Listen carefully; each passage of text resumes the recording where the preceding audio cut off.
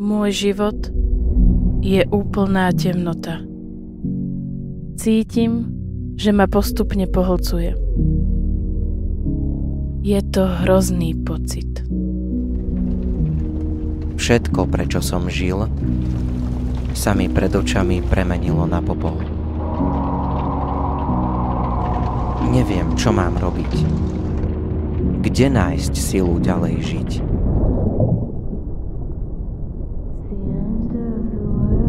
Všetko vôkol ma stiesňuje a utláča. Už takto ďalej nemôžem. Potrebujem pomoc. Tam, kde sme bezmocní, Boh môže pomôcť a uzdraviť. Zver Ježišovi Kristovi svoju bolesť a slabosť a On ti pomôže.